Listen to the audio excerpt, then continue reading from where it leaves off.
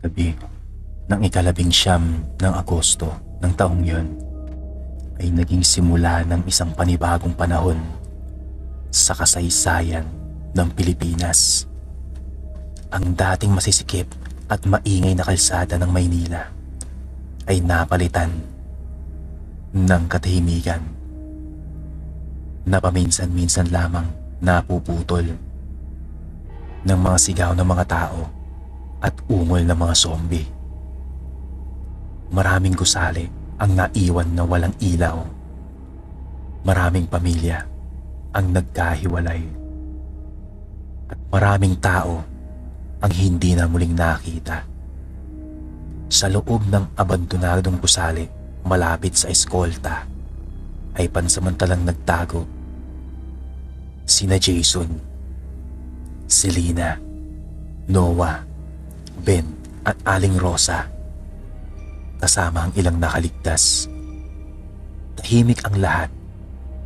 Tanging ang mahinang tunog lamang ng hangin at malalayong pagsabog ang maririnig mula sa labas.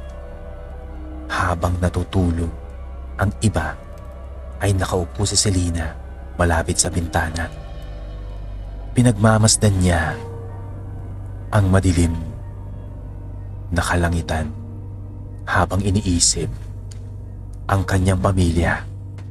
Hindi niya alam kung ligtas pa ba sina Arturo, Teresa at Claire.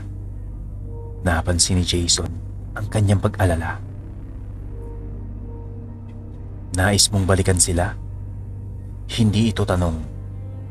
Isa itong katiyakan. At tumango si Selena. At sabay sabing, kailangan kong malaman kung ayos lang sila. Tahimik na tumingin si Jason sa labas. At sabay sabing mapanganib ito. At alam naman to ni Selena. At ang sumunod na sinabi ni Jason ay, maaaring hindi ka na makabalik. Mas hindi ko kakayanin kung hindi ko susubukan, ang sabi ni Selena. Hindi agad sumagot si Jason. Sa loob ng 300 taon, maraming tao na ang nakilala ni Jason na pinili ang sariling kaligtasan.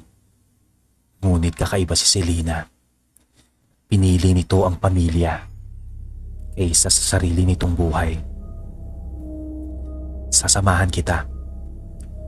Nagulat si Selena sa kanyang sagot. At sabay tanong ni Selena kung bakit. Tulad ng sinabi mo dati, sabi ni Jason at tumingin siya kay Selena. Ang halimaw ay nasusukat sa ginagawa nito. Bahagyang napangiti si Selena. Hindi pa rin niya lubos na naunawaan kung ano talaga si Jason. Ngunit alam niyang hindi ito masamang nilalang. Hindi tulad ng mga zombie. Hindi tulad ng mga halimaw sa kanyang mga bangungot. Madaling araw, nang umalis sila patungo sa bahay ng pamilya Reyes. Tahimik silang naglakad sa mga eskinita ng Quiapo.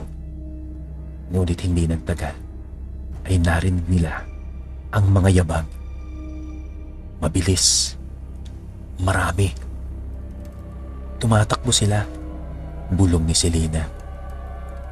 Tumalon si Jason sa ibabaw ng isang abandonadong sasakyan at nakita niya ang mga paparating na grupo ng mga zombie. Mahigit 30 ito.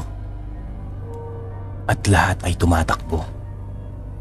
Kailangan na nating umalis, sabi ni Jason. Ngunit bago pa sila makakilos, ay may mga malalaking anino ang bumagsak sa gitna ng kalsada. Yumanig ang lupa. Isa itong higanting nilalang na may hawak na malaking puno bilang sandata.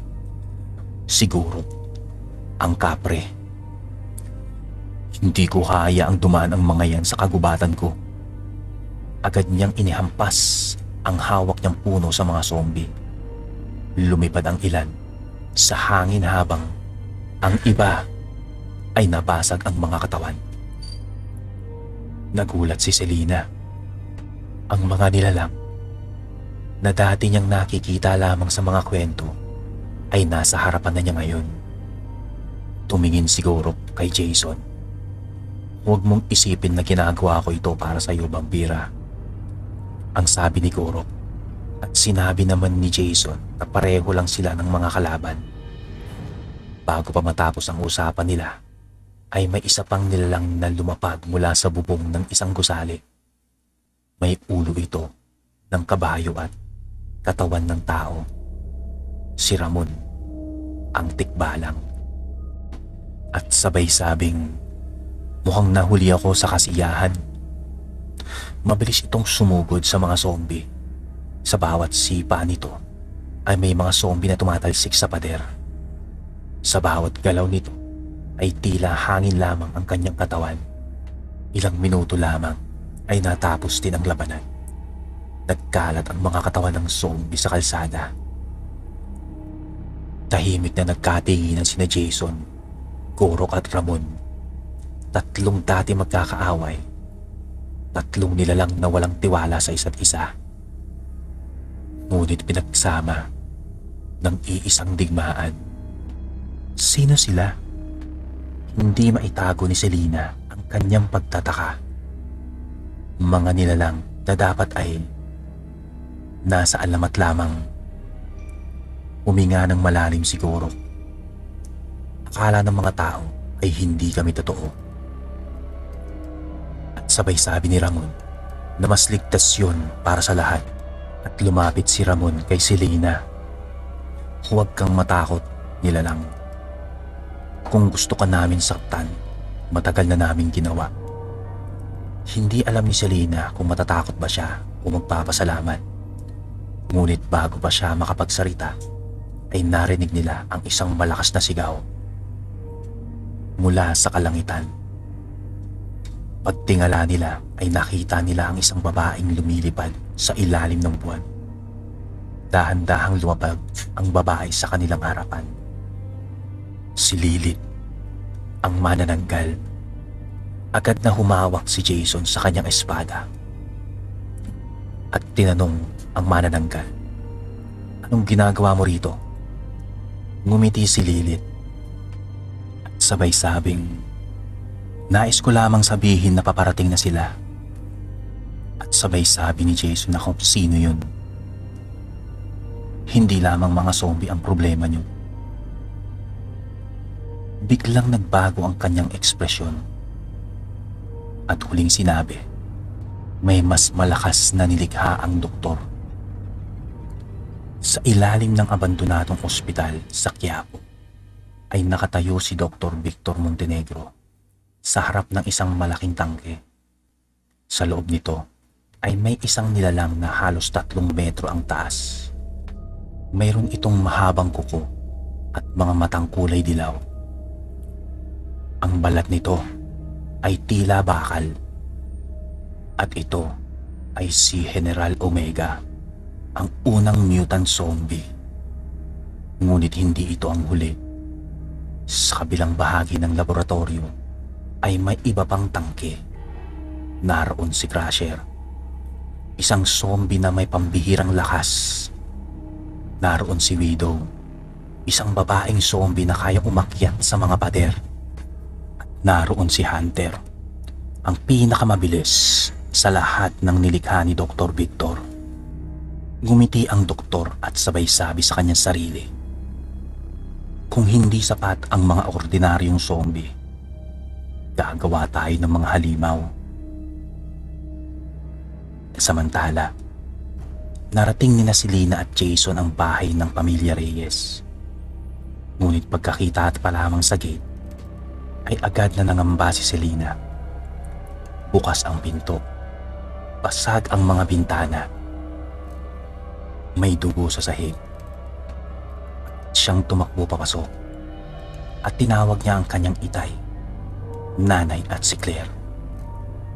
Tahimik ang buong bahay. Ilang segundo pa ay may narinig siyang mahinang boses mula sa itaas. "Selena!" Mabilis siyang umakyat. Naroon sina Arturo, Teresa at Claire sa loob ng isang silid. At ligtas sila. Niyakap ni Selena ang kanyang pamilya habang umiiyak sa tuwa. Inakala ng pamilya ni Selena na hindi na siya babalik. Napansin ni Arturo si Jason na nakatayo sa pintuan at tinanong kung sino siya. Tahimik lamang si Jason at sinabi ni Selena na kaibigan niya si Jason. Nagulat maging si Selena sa sarili niyang sagot. Kaibigan. Hindi niya alam kung bakit yun ang salitang lumabas sa kanyang bibig. Ngunit sa kung anong dahilan ay tama iyon sa kanyang pakiramdam. Tahimik lamang na tumango si Jason. Sa loob ng maraming taon ay ngayon lamang muli siyang tinawag na kaibigan ng isang tao. Kinagabihan ay nagpasya silang manatili muna sa bahay. Ngunit hindi nagtagal ay nakaramdam si Jason ng kakaibang presensya. May paparating at hindi ito zombie. Biglang bumukas ang bintana. Isang maliit na bata ang nakatayo sa labas at sabay sabing, "Naliligaw po ako." Tumingin si Selena sa bata. Ngunit agad siyang pinigilan ni Jason nung nakita niyang papalapit siya at sinabing huwag. Nagbago ang mukha ng bata. Humaba ang mga pangil nito. Namula ang mga mata at naging matalim ang mga kuko. Isa itong tiyanak. Ang pangalan nito ay Nico. Ngumiti ito habang nakatingin kay Jason.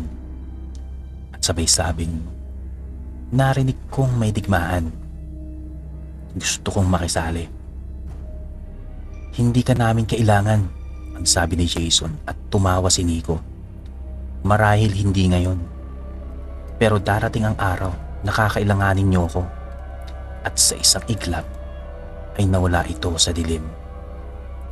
Kinabukasan ay nagtipon-tipon sina Jason, Korok, Ramon, Lilith at Selena sa bubong ng isang gusali sa Maynila. Sa unang pagkakataon ay magkakasama sa iisang lugar ang mga nilalang na dating magkakalaban. Tahimik ang lahat hanggang sa magsalita si Korok. "Hindi ko gusto ang vampira." At ngumiti si Jason sa kanyang narinig. At sabay sabing, "Pareho tayo."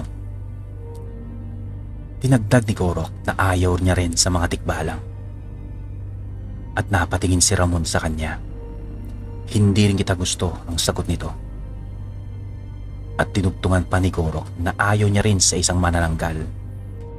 At ang sagot ni Lilith ay tama lang. Napailing si Selena. At sabay sabing, "Kung magpapatuloy kayo sa ganyan, mawawalan tayo ng oras. Baka tayo maunang mapatay ng mga zombie." Tahimik ang lahat. Makalipas ang ilang segundo ay napangiti si Korok. At sabay sabi niya, "Matapang na tao." Tumawa si Ramon. At sabay sabing, "Oo nga." Tumingin si Jason kay Selena. Marahil tama siya. Hindi mahalaga kung sino sila, kung ano sila. Ang mahalaga, kung tao, vampira, kapretik balang o manananggal, ay ang pipiliin na lang gawin ay magtulungan. Habang pinagmamasdan nila ang lungsod, ay biglang may malakas na pagsabog na narinig mula sa Quiapo. Kasunod nito ay ang malalim na ungol ng isang nilalang na hindi pa nila naririnig kailanman. Yumanig ang lupa. Nabasag ang ilang salamin ng mga gusali. At mula sa malayo ay nakita nila ang isang higanting anino na unti-unting lumalabas mula sa ilalim ng abandonadong ospital. Si General Omega, ang unang mutant zombie. At kasunod nito ay daang-daang zombie na tumatakbo na papunta sa iba't ibang bahagi ng Maynila. Tahimik na hinigpitan ni Jason ang hawak niyang espada. Mukhang nagsisimula pa lamang ang totoong digmaan. At sa unang pagkakataon, matapos ang maraming siglo, ang kapalaran ng mga tao at ng mga nilalang ng Pilipinas ay nakasalalay sa mga dating magkakaaway na ngayon ay napipilitang magsama-sama laban sa mas malaking kadliman. Ngunit ang pinakamahirap na laban ay hindi laban sa mga zombie. Ito ay ang pag-aaral na magtiwala sa isa't isa. At yun ang laban na kasisimula pa lamang.